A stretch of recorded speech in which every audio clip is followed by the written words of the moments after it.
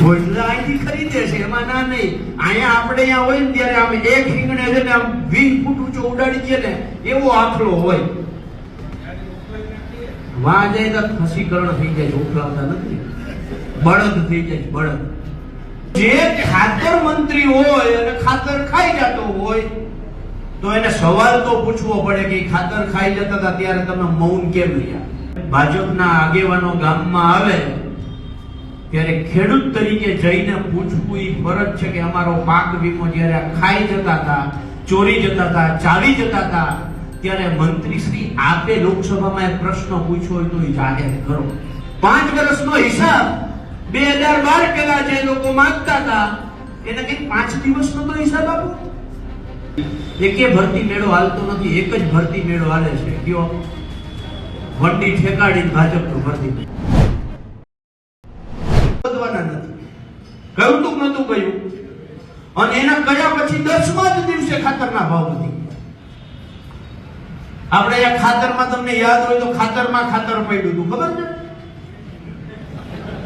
ખાતરમાં ખાતર પડ્યું હતું યાદ છે ને? 50 કિલોની થેલીમાં ખેડૂતોએ વજન કર્યું તો ડોહી 48 કિલોની નીકળી. 2 કિલો ખાતર ખાઈ ગઈ. યાદ છે કે નથી? તો જે ખાતર મંત્રી હોય અને ખાતર ખાઈ જતો હોય તો એને સવાલ તો પૂછવો પડે કે ખાતર ખાઈ જતા હતા ત્યારે તમે મૌન કેમ રહ્યા? લોકસભામાં સવાલ કેમ ના કર્યો? આપણો પાક વીમો બાજુમાં જ દેવગઢ ને અમરગઢ ગામ છે. આથી લગભગ 20 કિલોમીટર થતા હશે, હું ભૂલતો ના હું તો. દેવગઢ અમરગઢના 61,000 રૂપિયા પ્રતિ હેક્ટર પાક વીમો મળવા પાત્ર હતો. પ્રતિ હેક્ટર 61,000 રૂપિયા પાક વીમો મળવા પાત્ર હતો. એ ડંકાની ચોટે અમે કહ્યું. બાજુમાં માણાવદરમાં કપાસનો 2019 નો પાક વીમો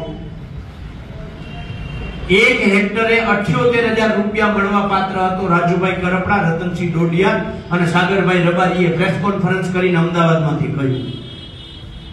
અહીંયા 61,000 મળવા પાત્ર હતા, ત્યાં આઈપા 1,008. સમજો, 61,000 રૂપિયાની સામે 1,008 રૂપિયા પાક વીમો આપ્યો. માણાવદરમાં 78,000 રૂપિયા મળવા પાત્ર હતા, માત્ર 12,000 આપ્યા, 64,000 આપ્યા.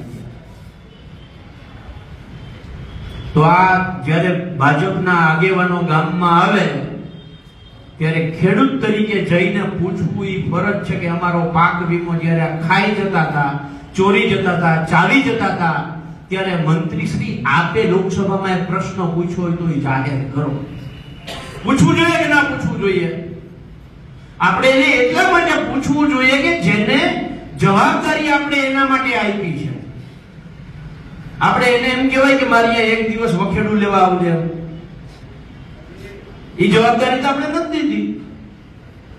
ઢાલવે બોલાવાય કે માંડવી ઉપાડવા એક દી આવ, કાળું પાછો આવી બોલાવાય.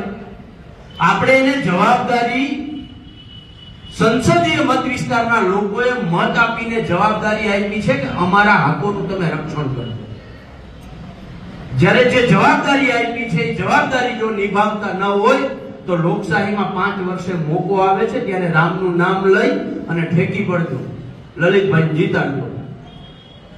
ખેડવા જેવો બોજલો છે, ખેડવા જેવો છે. કારણ કે એને જ્યારે ધારાસભ્ય હતા ત્યારે મેં અનેક પ્રશ્નો આપ્યા છે એમને, અને લલિતભાઈએ પ્રશ્નો પૂછ્યા છે. જ્યારે જ્યારે મેં એમ કહ્યું કાકા આપણે ખેડૂતોના પ્રશ્ન અહીંયા રાજકોટ જવાનું છે, કાલે આવી જાઓ. કહ્યું જુનાગઢ આવવાનું છે, આણની જ વાત, કેશોદની. તમને ખબર તો તુવેર ખાઈ ગયા, ખબર ને? યાદ છે કે નથી? ત્યારે મેં લલિત કાકાને કહ્યું નહીતર એને કેશોદને હું લેવા દેવા. ભીખા બાપા આપણે બધા ગયા હતા, બાપ બાપા. એમાં લલિતભાઈ ક્યાંથી આવ્યા હતા? શું કામ? કે ખેડૂતનું પેટમાં ભરે છે. એટલે એક સવાલ સામે પૂછજો. પેલા તો તમને સવાલ પૂછવા ઊભા જ નહીં થવા દે. હમણાં એક ભરૂચમાં એક ભાઈએ પ્રશ્ન પૂછવાની હિંમત કરી કે અમારી ગામમાં પ્રાથમિક શાળા શિક્ષણ છે જ નહીં, તો એને પકડીને 10 જણા બહાર કાઢી ગયા. એટલે પહેલા તો ત્યાં આપણે સમજવું જોઈએ કે લોકશાહીનું ત્યાં હનન થયું છે. લોકશાહીનું ત્યાં હનન થયું છે. બાકી આપણા નેતાને જ્યારે મત માંગવા આવે ત્યારે આપણે સવાલ ના કરીએ જનતા તો કોણ કરવાનું?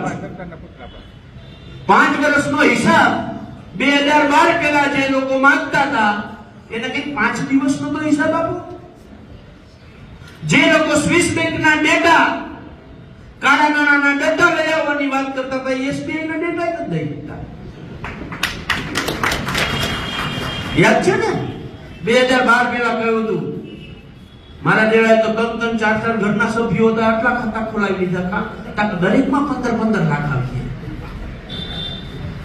4 જણા છીએ 8 લાખ આવશે. હજી વાત જોઈ. પણ મહત્વની વસ્તુ આ વિસ્તાર આખો જ્યારે ખેડૂતોનો હોય, ખેડૂતોના અનેક પ્રશ્નો હોય, અને છેલ્લી વાત તમને કહું કે આપણો પાક વીમો ખવાઈ ગયો, ચવાઈ ગયો, એ ક્યાં વપરાણા છે ખબર તમને કોઈને?